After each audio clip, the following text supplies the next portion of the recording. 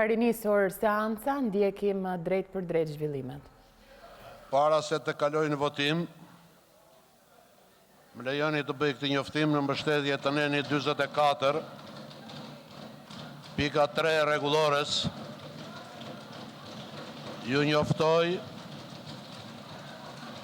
se sot është depozituar një kërkesë për interpelancë urgjente nga kryetarët e grupe parlamentare opozitare PD dhe LSI, Zoti Spao dhe Zoti Spaia. Zoti Spao dhe Zoti Vasili, falni. Kërkesa bazohet në 97 rregullores dhe plotëson elementet të parashikuar në këtë nen. Në mbështetje të nenit 97.2 të rregullores, kërkesat për interpelancë urgjente zhvillohen në një nga seancat plenare të javës në vijim si pikë e parë e renditditës. Dëgjoni kërkesën tuaj të paktën, kolegë opozitarë. Atëre, ju lutem kartat elektronike të aktivizohet, hapet votimi për prezencën. Hapet votimi për prezencën. Për prezencën votimi.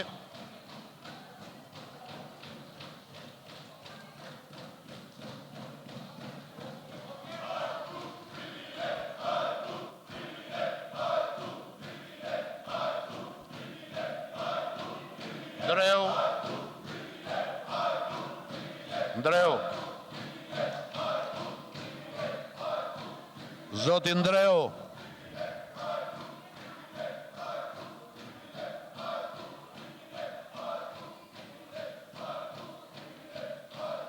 Shtatë e 5 prezent. Filloj me projekt ligjin për një ndryshim dhe shtesë në ligjin numër 69/2012 për arsimin parauniversitar të Republikës Shqipërisë. Ky ligj kërkon shumicë të thjeshtë votash. Komisioni përkatës është shprehur për mosmiratimin parim të projekt ligjit në mbështetjet në 38.6 rregullores, kur komisioni përgjegjës vendos mosmiratimin parim të projekt ligjit, çështja vendoset për diskutim seancë plenare, kur kuvend seancë plenare vendos miratimin parim të projekt ligjit, komisioni përgjegjës fillon shqyrtimin për në mbledhjen e parë. Hapet votimi me elektronik në parim. Hapet votimi.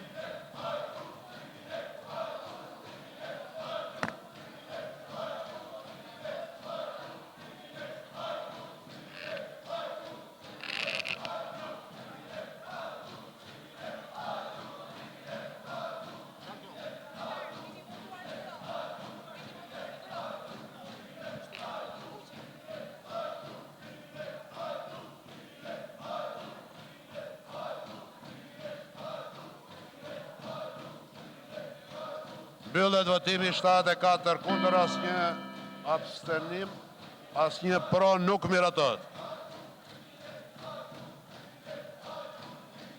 Projekt ligji për përcaktimin e procedurës së veçantë për negocimin e lidhjes kontratës ndërmjet Shtetit Shqiptar dhe shoqërive Genix Konstruksion plus Kalion Konstruksion me objekt projektimin, ndërtimin, operimin, mirëmbajtje dhe menaxhimin e aeroportit të qytetit Vlorës. Edhe ky projekt ligj kërkon shumicë thjesht votash për miratim. Hapet votimi elektronik. Kush është dakord?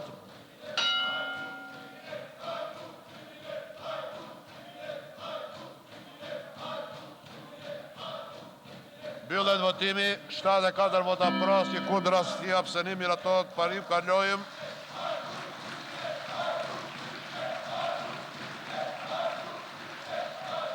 Kalojmë për shqyrtim nën për nën me karton duke pasur parasysh të vërejtjet e komisionit përgjegjës dhe të komisionit ligjeve.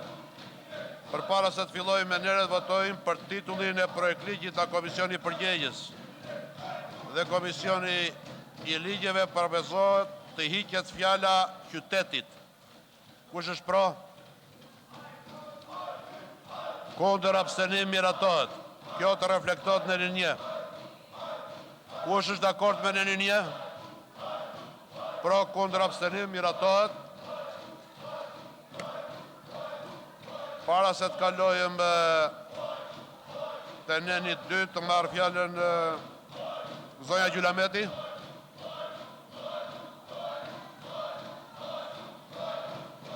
Një amendament në nenin 2 të procedura e negocimit, pas paragrafit të 2 të shtohet paragrafi 3 me këtë përmbajtje. Komisioni negocimit të kontratës mund të asistohet nga një konsulent i përzgjedhur sipas një procedure të veçantë të përshpejtuar që miratohet nga Këshilli i Ministrave. Kush është dakord me propozimin e bërë nga zonja Gjulameti? Miratohet. Neni 2. Me vërejtjet e Komisionit Përgjegjës, Komisionit Ligjeve për paragrafin e 2, pro kundër abstenim. Miratohet. Neni 3, me vërejtjet e Komisionit Përgjegjës dhe Komisionit Ligjeve për paragrafin e fundit. Miratohet. Neni 4, pro kundër abstenim. Miratohet. Neni 5, pro kundër abstenim. Miratohet. Kalojmë në votimin tërësi, hapet votimi.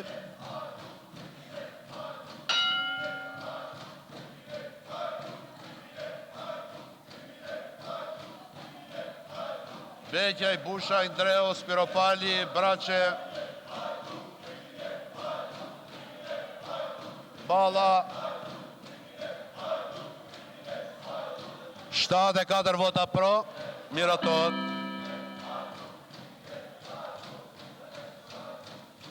Kalojnë në projekt ligjin për ratifikim me marrëveshjes financiare ndërmjet Këshillit të Ministrave të Republikës së Shqipërisë përfaqësuar nga Ministria e Financave dhe Kasa Depoziti dhe Peristiti SPA për projektin me objekt studime fizibiliteti, hartim, planifikim, nivelin përfundimtar dhe studim të ndikimit mjedisor në fushën e infrastrukturës.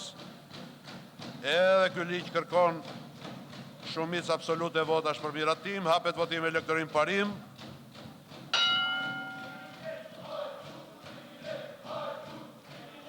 Felaj. Mbyllet votimi, 74 vota pro, asnjë kundër, asnjë abstenim, miratohet parim. Kalojmë shqyrtimin nën për nën me karton sipas variantit të paraqitur nga propozuesi. Fillojmë me nenin 1. Nenin 1, kush është dakord? Pro, kundër, abstenim. Miratohet. Nenin 2, pro, kundër, abstenim. Miratohet. Kalojmë votimin tërësi, hapet votimi.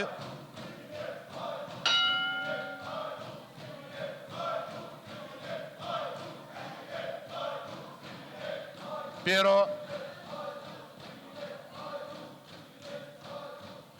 Mbyllet votimi, 74 vota pro.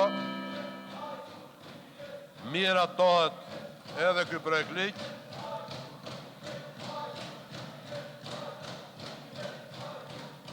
Kalojnë të projekt vendimi për miratimin e listës në blok të kandidatëve të përzgjedhur për Këshillin e Lartë të Gjyqësorit. Procedurë ndjekur për herë dytë.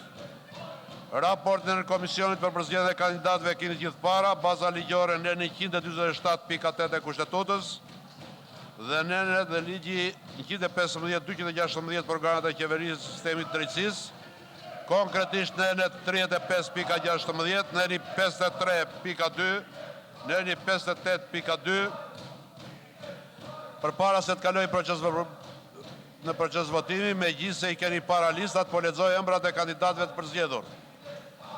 Fatos Lazimi nga Avokatia, Fatmira Luli nga Avokatia, Maksim Qoku nga Trupa e Pedagogëve, Mirela Bogdani nga Trupa e Pedagogëve, Naureda Lagami nga Shoqëria Civile. Procedura e votimit, një votim elektronik, votimi është i fshehtë. Kërkohet shumicë e cilësuar 2/3 e të gjithë anëtarëve të Koventit për miratim. Pra kërkohen të paktën 93 vota pro që lista të miratohet. Si shteksova dhe më lartë, nëse lista rrëzohet, procedura përsëritet përsëri në nën komision. Hapet votimi. Hapet votimi. Votimi fshet.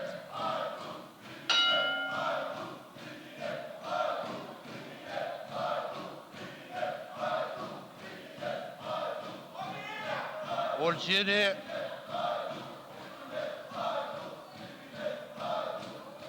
Keni hequr kartën njeri në mes aty.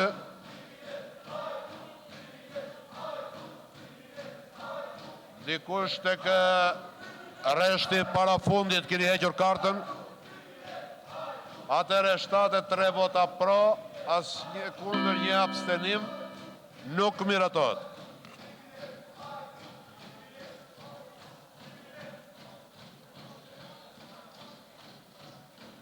Projekt vendimi për miratimin e listës së bllokut të kandidatëve të përzgjedhur për Këshillin e Lartë të Prokurorisë, procedura ndjekur për dytë. Edhe raporti për zgjedhjen e kandidatëve të Këshillit të Lartë të Prokurorisë e keni gjithë para.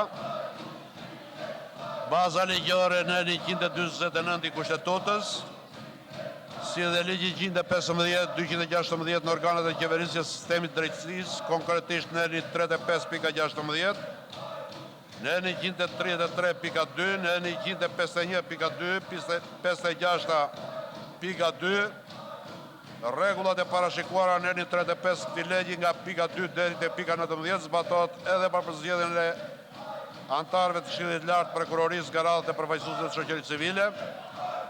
Përpara se të kalojë procesin e votimit, megjithëse i keni para listat, po lexoj emrat e kandidatëve të përzgjedhur. Gëzim Mallaraj nga Avokatia, Floreta Gjini nga Avokatia, Enjeda Sema nga trupa e pedagogëve, Gent Ibrahimi nga trupa e pedagogëve, Andi Muratej nga shoqëria civile. Procedura e votimit, një votim me elektronik, votimi fshet. Edhe për këtë vendim kërkohet shumica cilësuar për 2/3 të gjithë anëtarëve të kuvendit për miratim. Pra kërkohen jo më pak se 93 vota pro nga lista që miratohet. Si shteksova dhe më lartë, nëse lista rrëzohet, procedura përsëritet në komision. Hapet votimi fshet.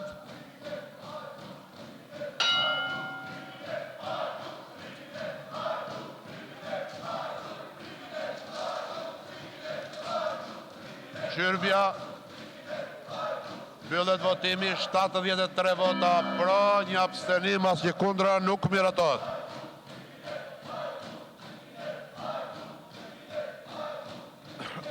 Projekt vendim për ngritjen në Komisionit për çështjet e drejtave të njerëzit. Ky projekt vendim kërkon shumicë të thjeshtë vota miratim. Konferenca e kryetarëve shprehur dakord me propozimin e kryetarit të Komisionit për çështjet ligjore, administratë publike dhe drejtat e njerëzit, Zotit Ulsi Manja, për ngritjen në Komisionit për çështjen e drejtave të njerëzit.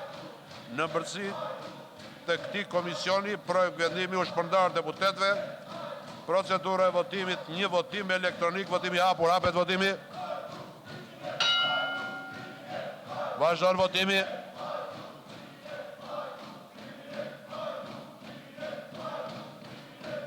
Mbyllet votimi, 74 vota pro, asnjë kundër, asnjë abstenim, miratohet.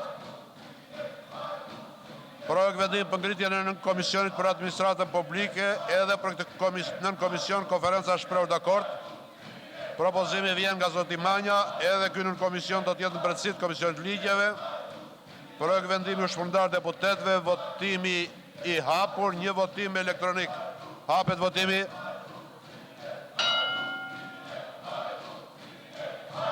Vazhdon votimi. Mbyllet votimi, 74 vota pro, asnjë kundër, asnjë abstenim, miratohet. Kalojmë te miratimi i kalendarit trajavor të punimeve të kuvendit për periudhën 5 deri 23 shkurt 2018. Ju njoftoj se ditën e martë datë 30/2018 u mblot konferenca e kryetarëve, e cila diskutoi për draft kalendarin trajavor për periudhën vijim. Nga ana e opozitës nuk pati mirëkuptim. Në mbështetjen e 27.4 rregullore askur në konferencë nuk ka mirëkuptim. Draft kalendari nënshtrohet procedurës votimit seancë plenare. Hapet votimi elektronik.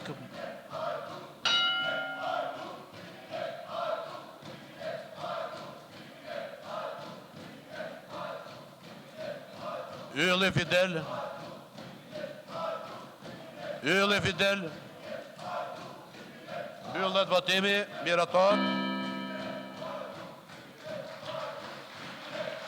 Kalojmë te projekt vendimi për disa ndryshime dhe shtesa. Në vendimin numër 90/2017 për caktimin e antarit Komisionit të përhershme të kuvendit të ndryshuar të kuvendit, deputetja Silva Caka propozohet caktohet antare në Komisionin për çështjet ligjore, administratë publike dhe drejtat e njerëzit në vend deputetit Edmond Panariti. Deputeti Edmond Panariti propozohet caktohet antar Komisionit për Politikën e Jashtme. Deputeti Dritan Bici propozohet caktohet antar në Komisionit për Veprimtaritë Prodhuese, Tregtinë dhe Mjedisit. Projekt vendimi u shpërndar deputetëve, një votim me elektronik i hapur, kush është dakord?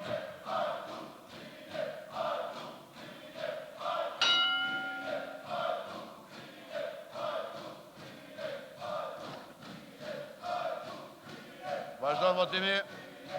Mbyllet votimi, 74 deputet pro, këtu mbarojnë çështjet që ishin parashikuar për seancën e sotshme. Faleminderit, seanca tjetër do të njoftohet.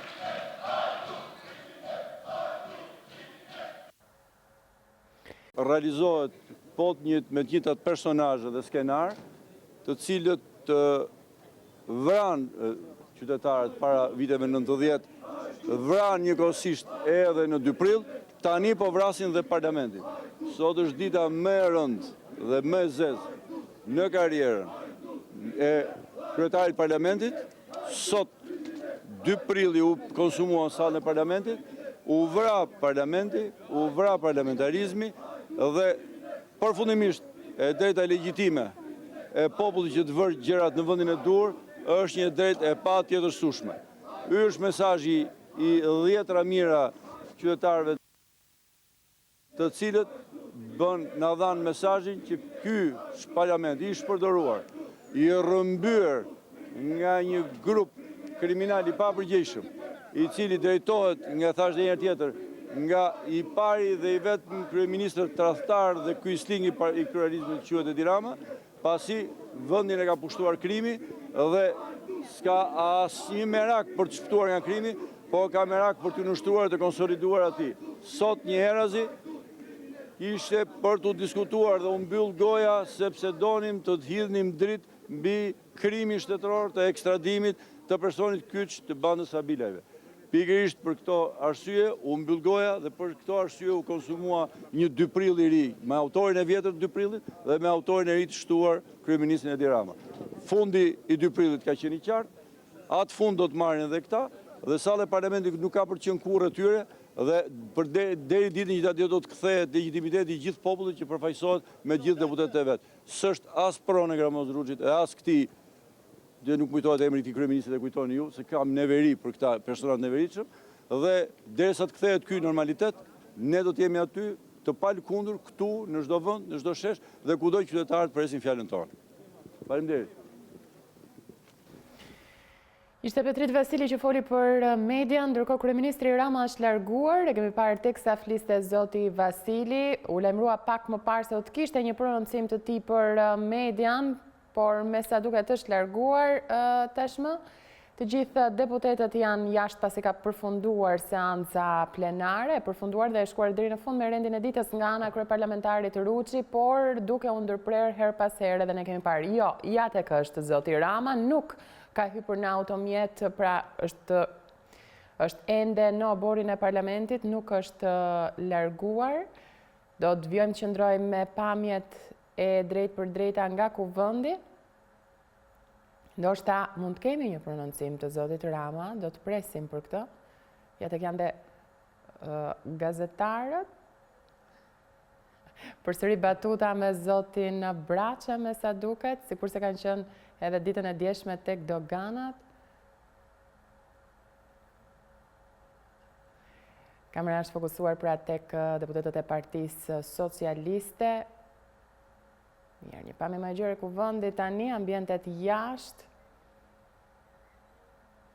Kolegja Elda Menga ka raportuar për gjatë gjithë paradites sot me në lidhje me informacionet që vinin nga seanca edhe në kohën kur ndërpritej seanca. Ja tek janë deputetët e Opozitës. Hajdut kriminel kanë qenë fjalët që kanë përsëritur për gjatë gjithë kohës, që i binin tavolinave apo foltores, të cilën e kanë bllokuar për minuta të tëra ditën e sotme. Do të kemi një tjetër lidhje drejt për drejt me Elda Mengën tani.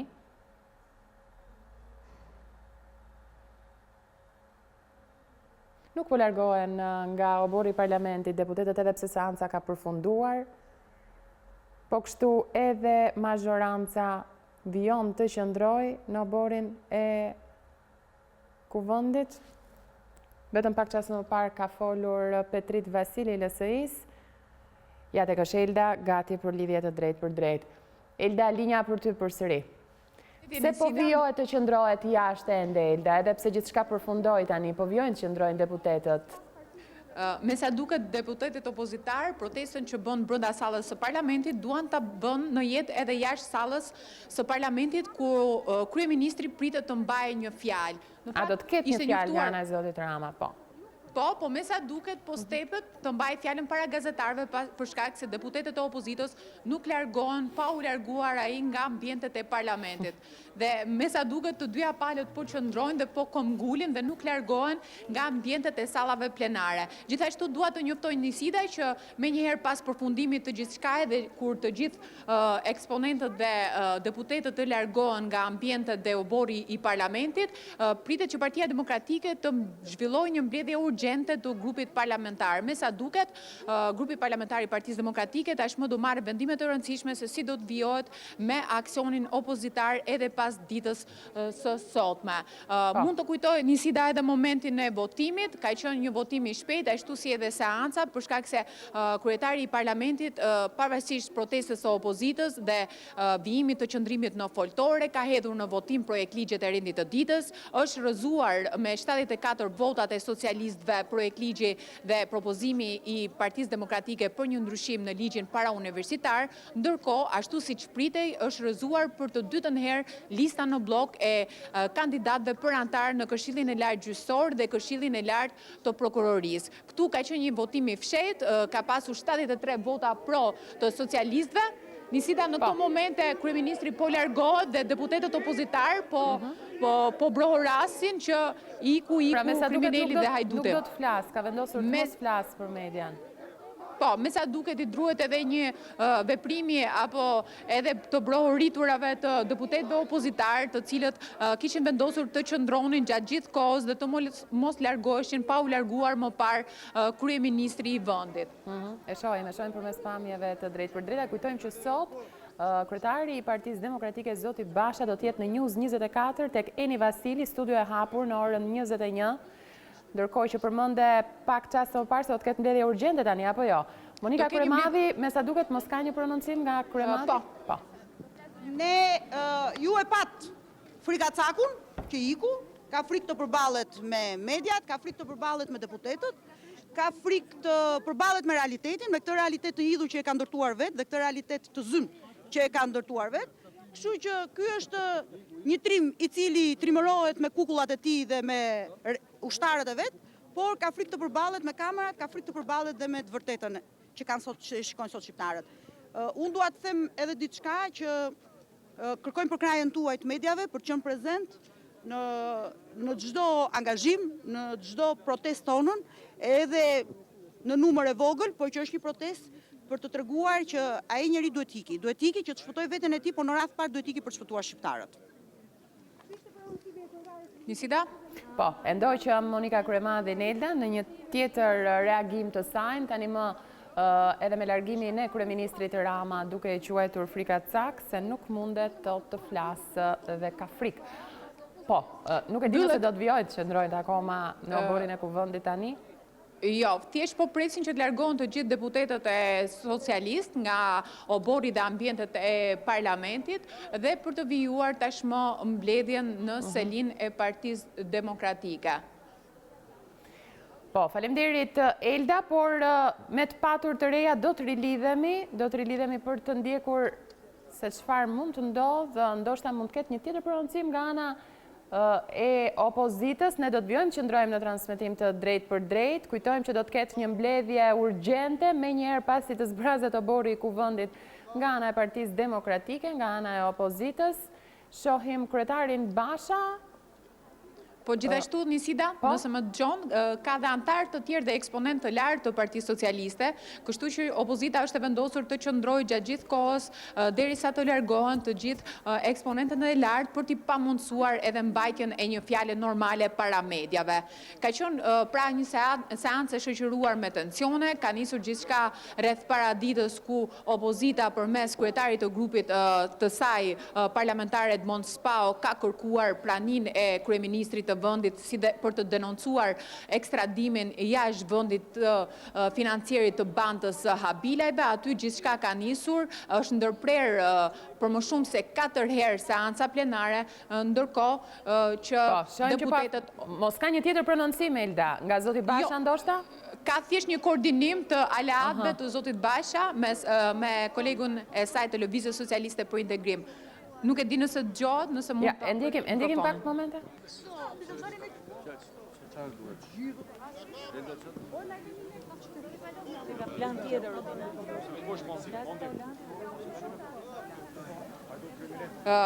Nuk kanë vendosur ende me sa duke nisi dhe se kush nëse do flasin apo duhet të largohen, për shkak që edhe eksponent të lartë të Partisë Demokratike dhe Lëvizjes Socialiste për Integrim më herët kanë mbajtur edhe fjalimet e tyre para mediave, si zonja kryemadhe ashtu dhe zoti Basha, dhe tashmë po koordinohen se cili do të jetë veprimi i tyre. Po, largohet zoti Basha apo jo? Po, sa po u largua. Mirë, ne vjojmë që ndrojmë në transmitim të drejt për çdo zhvillim në kohë reale në News 24, kemi që në nisje të kësaj seance me transmitimet tona të drejt për drejta, sigurisht një seancë e komplikuar dhe me tensione, është ndërprerë shumë herë. Vjojnë të qëndrojnë deputetët opozitar edhe pse... Besoj, zoti Spa, du mbaj një fjalë para media?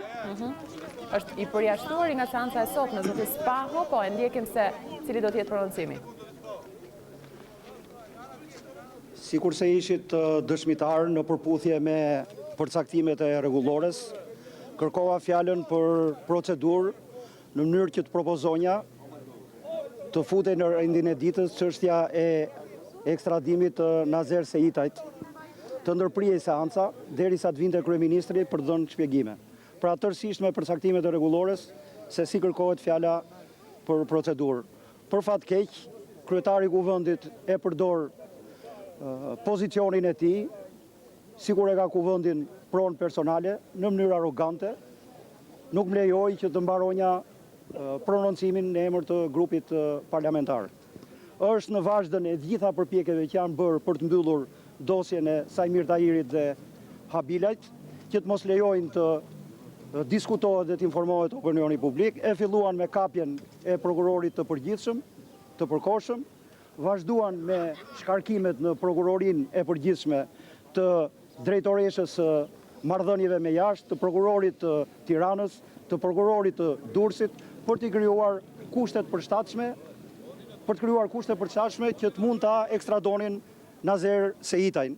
Dhe e pat se ç'ndodhi, megjithse ishte me proces të hapur në Shqipëri, në mënyrën më flagrante, në mënyrë kriminale, e morën e ekstraduan në Itali që ai të mos mund të dëshmojë këtu në Shqipëri dhe të mos i nënshtrohet një procesi gjyqësor këtu nga Afrika, sepse do të nxirreshin bashkëpunëtorët e tij që fillojnë nga Sajmir Tahiri dhe përfundojnë tek Edi Rama. Megjithatë, ne do ta vazhdojmë këtë betejë, është betejë e opozitës, mos kujtojnë se do t'ja mbyllim fjalën opozitës, do t'ja marrin të drejtën për t'u shprehur, ne do t'jemi këtu sa kohë që këta do të vazhdojnë në këtë rrugë, do t'na kemë përballë dhe do të përplasen alternativat me qëndrimin tonë. Ndërkohë që kërkoni interpelancën, zoti Spau, edhe një herë? Interpelancën e kemi kërkuar me ministren e drejtësisë, e cila është një nga autoret kryesore, pasi ekstradimi është bërë në dijeni të të gjithëve, duke filluar nga Ministria e Drejtësisë, vazhdon me prokuroren e përgjithshme, me drejtorin e përgjithshëm të burgjeve dhe me drejtues të policisë. Pra është një skemë e mirë organizuar për të hequr dëshmitarin kryesor dhe të vetëm të dosjes Habilajt Tahiri. Zoti Spau, ka një vendim grupi, çfarë do të ndodhë tani? Çfarë aksioni do të marrë? Do të vazhdojmë, do të përdorim të gjitha format dhe të gjitha mjetet për t'ju vënë kësaj bande, për t'ju kundërvënë kësaj bande. Ju e pat që ne filluam me protestën e 27 janarit, sot vazhdoj në të njëjtën linjë, me të njëjtën frymë si ato protestës, kështu do të vazhdojmë edhe në ditët e tjera, madje duke intensifikuar forcën e aksionit tonë. Do ketë bllokim ose bojkot? Të gjitha format do t'i përdorim derisa të arrijmë objektivin. Faleminderit. Kështu pra e ka mbyllur fjalën e tij zoti Spaho, duke theksuar faktin se do të përdoren të gjitha format për të arritur objektivi. Vijohet të qëndrohet në oborin e kuvendit, ndërkohë që Elda është në linjë të drejt për drejt. Po Elda, nëse ka informacion që mund të kesh marrë... Ideja është që deputetët e Partisë Demokratike dhe Lëvizjes Socialiste për Integrim, siç e thashë edhe më herët, nuk pranojnë të largohen nga obori derisa të largohen gjithë përfaqësuesit e lartë të mazhorancës, me argumentin dhe pretendimin përderisa ata nuk i lejuan të flisnin dhe të mbanin fjalën e tyre në sallën e seancave plenare, as demokratët, pra opozitarët, bashkë me alatët e tyre, nuk do të lejojnë që të mbajnë fjalën jashtë ambienteve të parlamentit eksponent të lartë të Partisë Socialiste. Po, faleminderit Elda. Janë këto të dhënat e deri tanishme të nderuar shikues, ndërkohë vjoni të qëndroni me pamjet e drejt për drejta në News 24. Elda, bashkë ne mund të jemi her pas here në lidhje, apo mund të kërkosh fjalën në momentin që mund të kesh informacion të ri, apo mund të kontaktosh apo komunikosh me dikë tjetër. Mikrofoni jot është i hapur Elda për çdo moment që mund ndërhysh.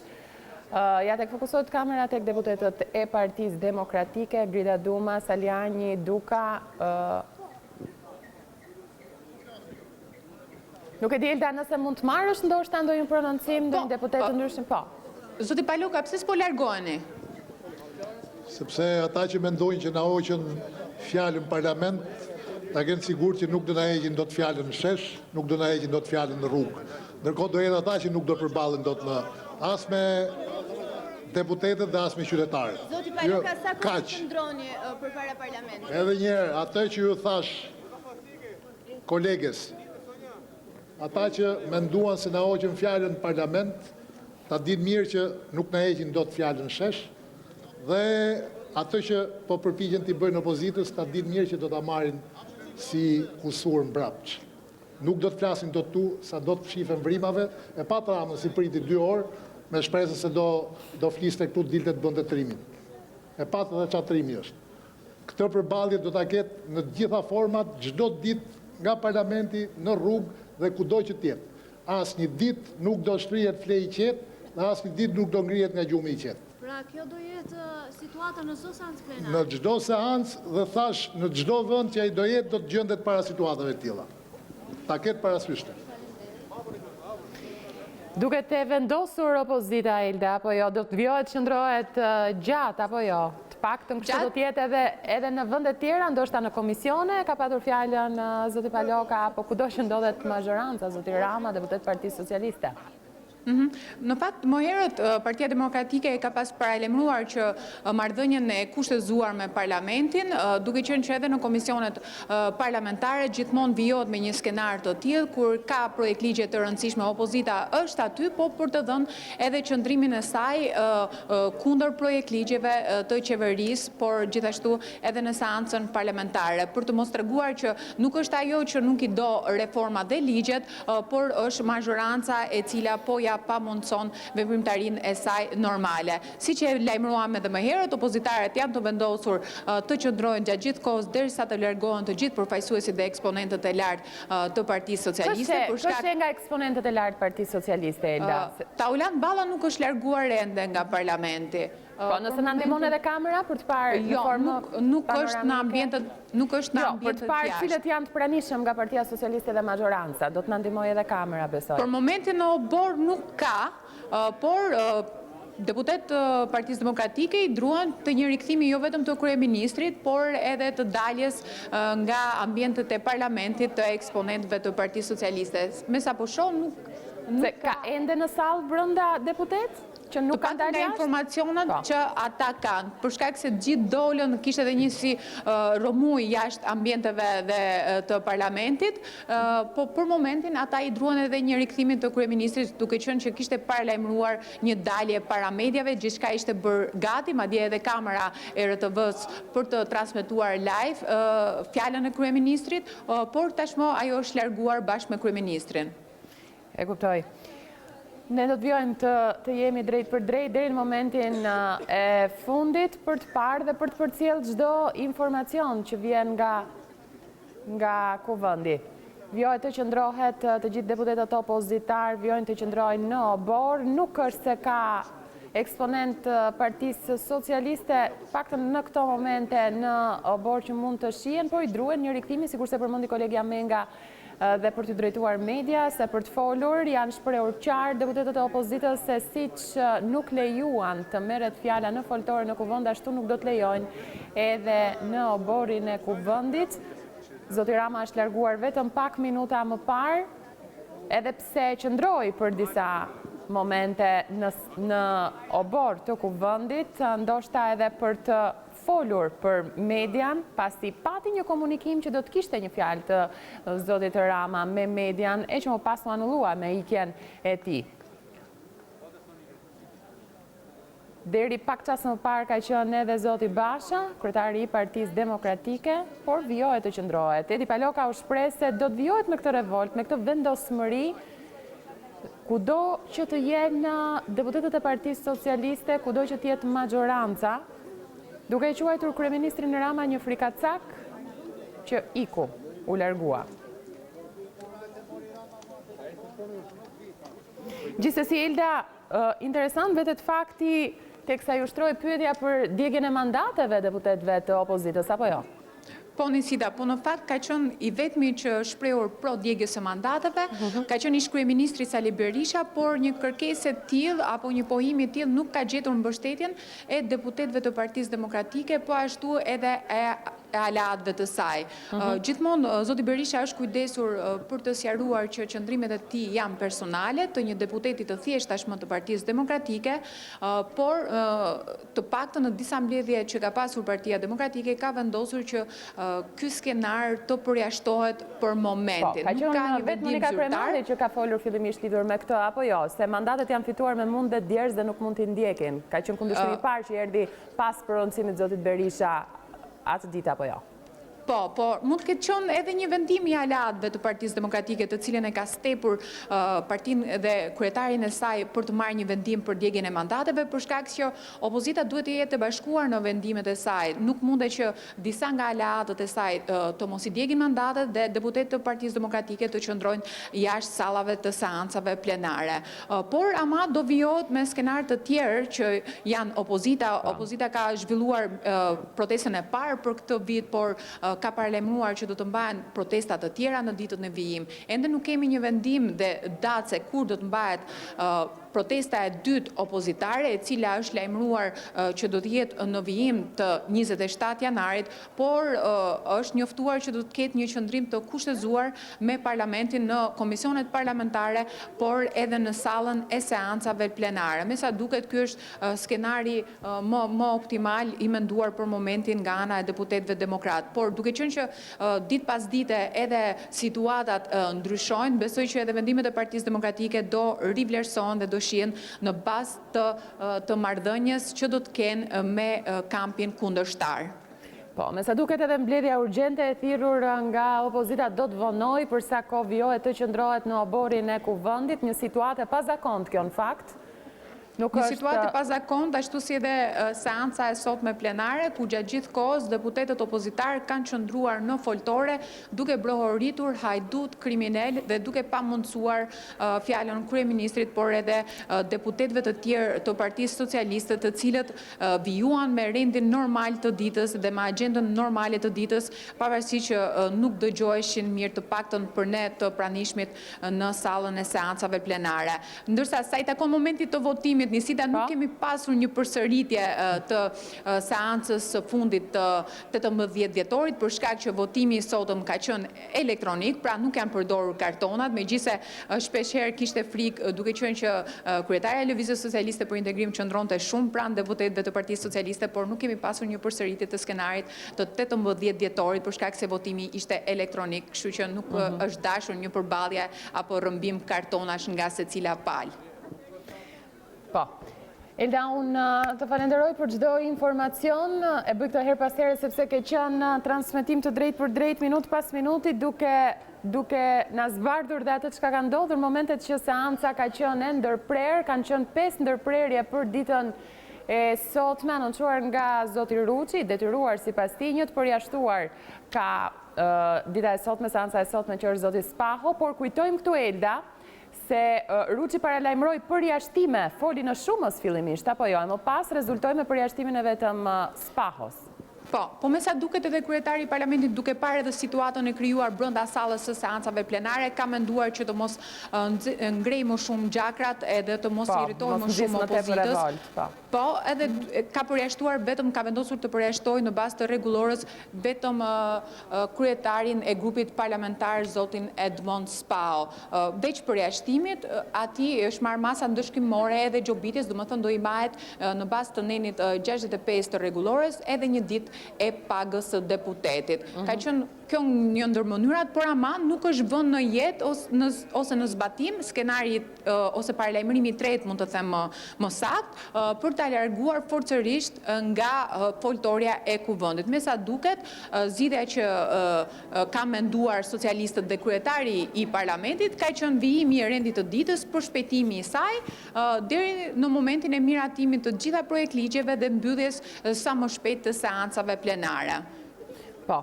Shohim sa kaq fokusohemi tek obori i kuvendit për të parë mbetet e njëjta situatë. Sigurisht, deputetët vijojnë të qëndrojnë aty, opozitarët, ndërsa nuk është se sheh nga Partia Socialiste majoranca.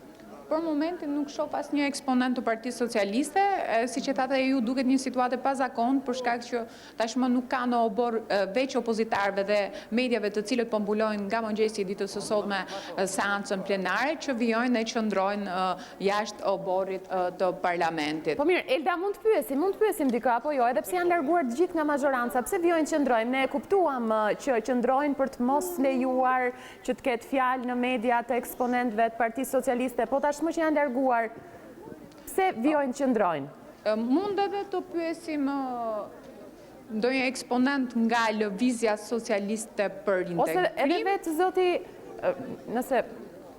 Zoti Spao, ose zoti Alibeja. Jemi live. Pse vijoni të qëndroni ende? Për shkak se janë larguar gjithë deputetë të majorancës. Për atë shkak që vazhdoni të qëndroni dhe ju.